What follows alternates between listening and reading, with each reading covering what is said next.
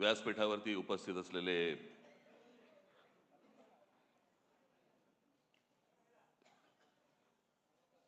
शिवसेनेचे पक्षप्रमुख उद्धव ठाकरे,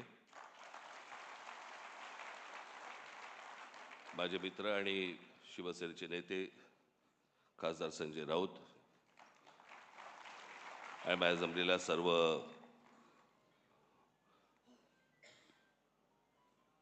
हिंदू हृदय सम्राट शिवसेना प्रमुख बाळासाहेब ठाकरे प्रेमी मराठा, निवडणुकीच्या अगोदर उद्धव आजारी पडले होते, सर्दी खोकला वगैरे. त्याच्यानंतर मी ताणून धरलं होतं. मग मला सर्दी खोकला आणि ताप बीप सगळं सुरू झालं, अजून चालूच आहे ते. मी काल पण त्यांना म्हटलं होतं मी कसं, मला काय म्हटलं, मला फार बोलता नाही येणार कारण शब्दांवरचे अनुस्वार सर्दीमुळे गेलेत. सोमवार, मंगळवार वगैरे असं सगळं होतं. माझे फॅमिली डॉक्टर आहेत, डॉक्टर यादव म्हणून, मराठी यादव.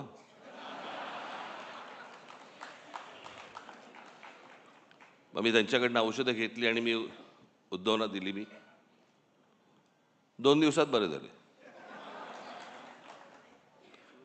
मी औषध घेतोय त्यांच्याकडनं 6 दिवस झाले, अजून काही नाही. मी परवा दिवशी यांना फोन केला, म्हटलं माझ्या डॉक्टरनी पक्ष बदलला की काय आईला.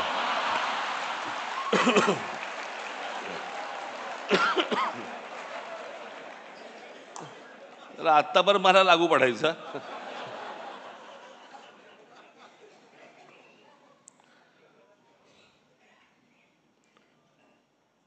आज माननीय बाळासाहेबांचं जन्मशताब्दी वर्ष सुरू होत आहे. आज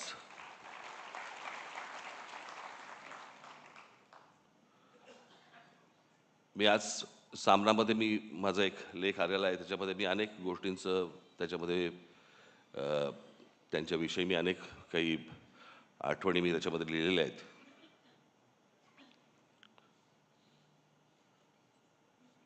खरं तर त्या व्यक्तीला कसं पाहायचं हे अनेकदा माझ्यासमोर, किंवा त्या व्यक्तीला कसं मांडायचं हे माझ्यासमोर अनेकदा प्रश्न उभे राहतात.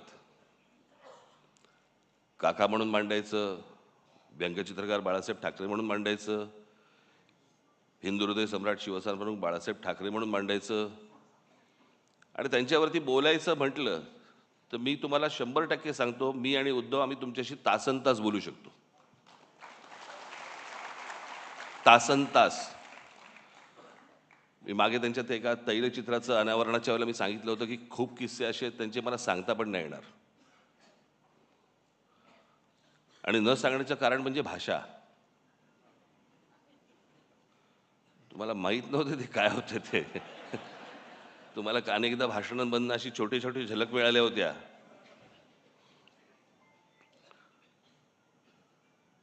पण मी आजच ती गोष्ट माझ्या लेखामध्ये मी नमूद केलेली आहे की लहानपणापासून आम्ही अनेक गोष्टी पाहिल्या म्हणजे त्यांना पाहत आलो. बाहेर एवढं वादळ चालू असायचं, काय कुठे काही दंगली असायच्या, कुठे काही बाबा राडे असायचे, कुठे काही आंदोलनं असायची, कुठे काय काय कधी जेल, कधी काय कोणावरती काय कधी संकट येईल, सगळं बाहेर सगळं वातावरण चालू असताना हा माणूस ज्या वेळेला व्यंगचित्र काढायला बसायचा, त्या व्यंगचित्रामध्ये मला आजपर्यंत मी इतक्या गोष्टी पाहिल्या त्यांच्या इतक्या बारकाईने, मला कधी कुठचं मारकाम नाही दिसलं की बाहेर इतका गोंधळ सुरू आहे, आता काहीतरी झटपट आटपा काहीतरी व्यंगचित्र काढा आणि द्या प्रिंटिंगला. कधीच नाही. मला असं वाटतं की कित्येकदा मी विचार करतो, पण ते अशक्य आहे ती गोष्ट. ती जी समाधी लागणं ज्याला म्हणतो ना आपण, मला असं वाटतं अनेकदा लोकांना असं वाटत असेल त्यावेळेला, अरे एवढं सगळं बाहेर चालू आणि हा माणूस काय व्यंगचित्र काय करतोय. ती व्यंगचित्र नव्हती नुसती, ती त्या माणसाची समाधी होती. त्या समाधीत तल्लीन होणं ज्याला म्हणतो ना आपण, आणि त्या एकाग्रतेतनं त्या सगळ्या गोष्टी करणं. कुठेही पेन्सिल नाही हल्ली, का ब्रश नाही हल्ला, का कुठे बाबा त्याच्यातला विनोद नाही हल्ला. म्हणजे बाहेर एवढं सगळं वातावरण असताना त्या व्यंगचित्रातला विनोदही नाही कधी हल्ला. म्हणजे मी मागे एकदा एका शीर्षकाबद्दल बोललो होतो. तेंडुलकरांचं एक पुस्तक आहे. त्या पुस्तकाचं शीर्षक आहे, फार छान शीर्षक आहे, की हे सारं येतं कुठून. म्हणजे ज्या वेळेला मी बाळासाहेब म्हणून ज्यावेळेला मी विचार करायला लागतो त्यावेळेला ह्या अनेक गोष्टी ज्यावेळेला डोळ्यासमोरून जातात, खरंच प्रश्न पडतो की हे येतं कुठून, आलं कुठून. आणि म्हणून तो या देशामधल्या सगळ्या राजकारण्यांपेक्षा जो वेगळा माणूस होता, त्याचं कारणच ते होतं.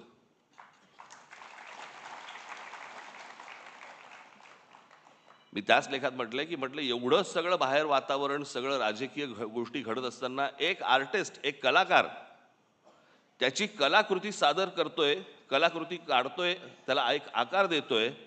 जगात असा कोणताही चित्रकार, शिल्पकार, व्यंगचित्रकार असा कोणीही कलाकार झाला नाही की बाहेर स्वतःच्या बाबतीत अशा काहीतरी गोष्टी घडतायत आणि एक माणूस कला निर्माण करतोय.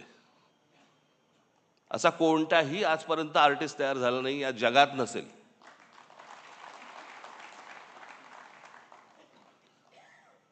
त्यांचे तर्क असायचे. मला तर आजची ही परिस्थिती पाहिली, राजकारणाची परिस्थिती पाहिली. मला आज मी त्या दिवशी माझ्या भाषणामध्ये मी म्हटलं की आज इथे बाळासाहेब असायला पाहिजे होते. पण आज महाराष्ट्राची आणि देशाची जी राजकीय परिस्थिती निर्माण झालेली आहे, म्हणजे गुलामांचा बाजार.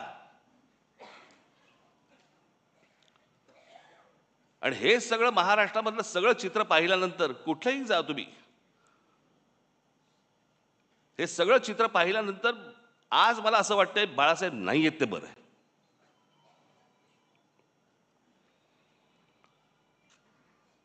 तो माणूस किती व्यथित झाला असता, त्या माणसाला काय त्रास झाला असता की हे सगळं चित्र आज जे महाराष्ट्रामध्ये उभं राहिलेलं दिसतंय समोर, की जसे ते पूर्वी 200-100 वर्षापूर्वी नाही का ते चावडीवरती उभे राहायचे आणि माणसांची लिलाव चालायचे, आज तसे महाराष्ट्रामध्ये लिलाव चालू आहेत.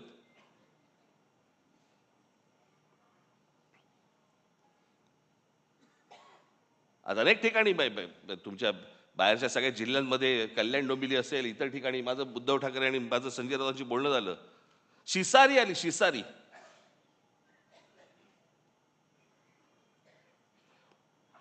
ज्याला व्यथित व्हायला म्हणतो ना आपण, की काय चालू आहे, कुठे नेतोय आपण. आणि आज ही परिस्थिती पाहायला माननीय बाळासाहेब नाही ह्याच्यासारखी चांगली गोष्ट नाही की तो माणूस आज हे सगळं बघायला नाहीये. तो पाहूच शकला नसता हे माणूस, की ज्या गोष्टी शून्यातनं उभ्या केल्या. आज तुम्ही बाकीच्या पक्षांमध्ये बघा, अनेक लोक तुम्हाला दिसतील की जे बाळासाहेबांनीच निर्माण केले होते.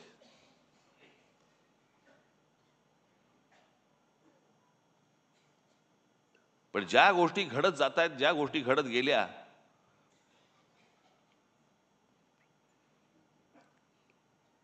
मी ज्यावेळेला बाहेर पडलो त्याच्या वेदना वेगळ्या होत्या.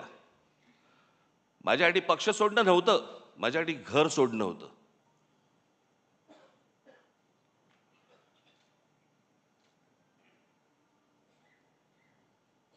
पण त्या सगळ्या गोष्टीला आता एक 20 वर्षाचा काळ निघून गेलाय. अनेक गोष्टी मलाही उमजल्या, अनेक गोष्टी मला वाटतं उद्धवनंही उमजल्या असतील. द्या सोडून ते आता.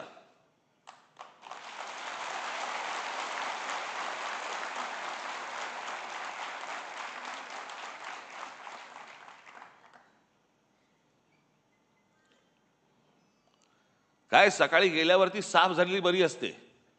चला कुठे आयुष्यभर गुंतत बसायचं हो.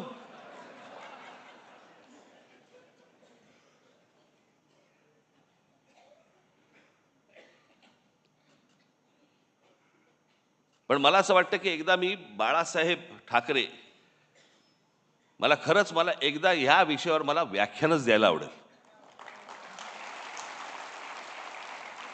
आणि त्या माणसाचे सगळे पैलू मला तुमच्यासमोर एकदा मांडायचे आहेत. म्हणजे ती जी आपण हत्तीची गोष्ट बोलतो ना, कोणाला शेपूट अशी वाटते, कोणाला कान असे वाटतात, कोणाला सोंड अशी वाटते. बाळासाहेब ठाकरे तशी व्यक्ती होती. प्रत्येकाला वाटलं की हा माणूस असा आहे, प्रत्येकाला वाटलं हा असा आहे, असा आहे.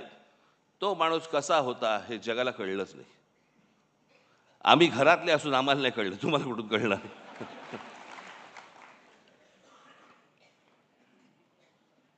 पण ते होतं, ते विलक्षण होतं. आज मी सामनामध्ये मी तर लेख लिहिलाच आहे, पण मी आज सकाळी माझं एक ट्विट केलंय. काही जणांनी ऐकलं असेल, काही जणांनी वाचलं असेल, काही जणांनी नसेल वाचलं. मला असं वाटतं की माझ्या बोलण्याची मी बोलणं थांबवायच्या अगोदर मी लिहिलेलं ते जे ट्विट आहे, ती मी एकदा तुमच्यासमोर फक्त मला वाचून दाखवायचं आहे. आणि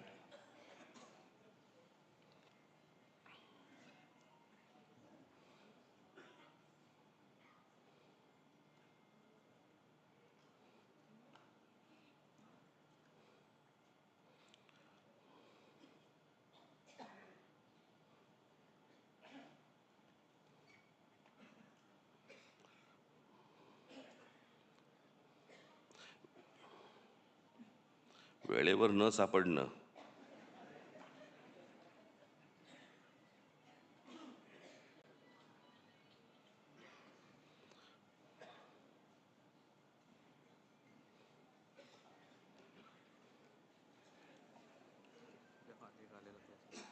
हं?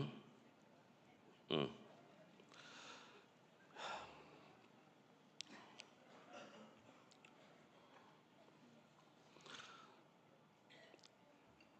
स्वर्गीय बाळासाहेबांची आज 100वी जयंती. इतिहासात जन्मशताब्दी वर्ष अनेकांची साजरी झाली आहेत आणि होतील देखील. पण एखादी व्यक्ती हयात नसताना देखील ती लोकांच्या स्मृतीत राहावी आणि त्या व्यक्तीने आज देखील एखाद्या प्रांताच्या राजकारणाला आणि समाजकारणाला आकार देत राहावं, हे दुर्मिळ आहे. हे फक्त बहुधा बाळासाहेबांच्या बाबतीत घडू शकतं. आणि म्हणूनच बाळासाहेब 100 वर्षांनीच काय, पण त्यांच्या द्विशतकी जन्मवर्षात देखील लोकांच्या स्मरणात राहतील याची मला पूर्ण खात्री आहे. फक्त तेव्हा मात्र बाळासाहेबांचं स्मरण करणारा मराठी माणूस हा दुभंगलेला, खचलेला, पिचलेला आणि अन्याय मुकाट्याने सहन करणारा नसावा. आज निष्ठा सहज विकल्या जातात, तत्व सहज फेकून दिली जातात आणि राजकारण हे पूर्ण व्यवहारी झालं आहे. आज राजकारणातलं हे यश, हे कुठले मुद्दे ऐरणीवर आणले, प्रांतिक भाषिक अस्मिता किती धगधगत ठेवली, यापेक्षा निवडणुकीच्या राजकारणात किती यश मिळालं आणि त्यासाठी काय क्लुप्त्या वापराव्या लागल्या आणि मोजलं जातं, यावरच मोजलं जातं. बाळासाहेबांच्या काळात या असल्या अपेक्षांच्या फुटपट्ट्या नव्हत्या आणि असत्या तरी त्यांनी त्या झुगारून दिल्या असत्या. त्यांना स्वतःला सत्तेचं अप्रूप नव्हतं, पण सामान्य कार्यकर्त्याला सत्तेच्या पदावरती बसवण्याचं समाधान मात्र त्यांना मिळालं. सत्ता येते जाते. आजचे सत्ताधीश उद्या एखाद्या नामफलकापुरते राहतात, पण काही पिढ्या झपाटून टाकतील असा प्रभाव फार थोडे लोक टाकून जातात. हा प्रभाव, हीच बाळासाहेबांची शक्ती राहिली, हाच त्यांचा वारसा राहिला. बाळासाहेब दूरदर्शी होते. त्यांचा दृष्टिकोन आजही सुसंगत वाटतो आणि भविष्यातही राहील. त्यामुळेच ते कालातीत राहतील. बाळासाहेबांसारखी प्रतिभा परत कधी बघायला मिळणार नाही. हे जितकं खरं आहे, तितकंच बाळासाहेबांसारखं राजकारण करणं यापुढे कोणालाच जमणार नाही, हे देखील खरं आहे. पण त्यांच्या प्रतिमेला कुठेही धक्का लागणार नाही आणि त्यांनी मराठी भाषेसाठी, मराठी माणसांसाठी उभारलेला लढा हा मात्र धगधगत राहील, हे पाहणं बाळासाहेबांच्या पुढच्या पिढ्यांच्या हातात आहे आणि ते आम्ही नेटाने करू, हा आमचा मराठी माणसाला शब्द आहे. राजकारणात कधीतरी बाळासाहेबांना पण लवचिक भूमिका घ्यावी लागली, म्हणून त्यांचं मराठी माणसावरचं प्रेम तसूभरही कमी झालं नाही, उलट ते अधिक दृढ होत गेलं. हे संस्कार आमच्यावर आहेत. मी एक शब्द आज पुन्हा देतो की आरपार बदललेल्या राजकारणात कधीतरी थोडी लवचिक भूमिका घेतली तरी ती माझ्या व्यक्तिगत फायद्यासाठी आणि स्वार्थासाठी कधीच नसेल. बाळासाहेबांचं मराठी भाषेवरती, मराठी प्रांतावरती आणि मराठी माणसावरती असलेलं जाज्वल्य प्रेम पाहून जी हजारो लाखो लोक त्यांच्यासोबत येत गेली, त्यातला मी पण एक आहे. त्यामुळे बाळासाहेब आणि मराठी या दोन शब्दांवरती माझी आणि माझ्या महाराष्ट्र सैनिकांची श्रद्धा, प्रेम तसूभरही कमी होणार नाही. स्वर्गीय बाळासाहेबांना श्रद्धांजली.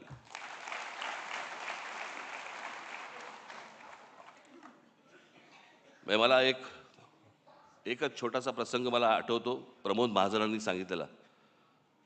मला असं वाटतं उद्धवना पण तो माहिती निश्चित असणारच. बाळासाहेब कलानगरमध्ये अशी फेऱ्या मारायची आणि मला असं वाटतं ही गोष्ट असेल 86ची वगैरे, 86 नाही, 85, 84, 85 सालची गोष्ट असेल.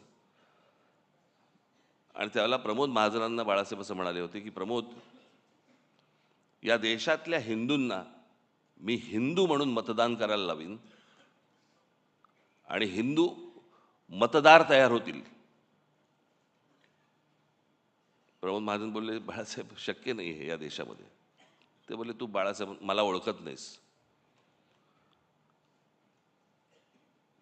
आणि बाळासाहेबांनी या देशामध्ये हिंदूंना, हिंदू एक राजकीय शक्ती बनू शकते हे या देशामध्ये बाळासाहेबांनी सिद्ध करून दाखवलं. तोपर्यंत इतरांना कोणाला माहीत पण नव्हतं, कल्पना देखील नव्हती, भारतीय जनता पक्षाला देखील नाही. पण ज्या माणसाने, अर्थात त्यावेळेचं वातावरणच वेगळं होतं. त्यावेळेला वातावरण हे काही तयार केलेलं वातावरण नव्हतं, ते झालेलं वातावरण होतं.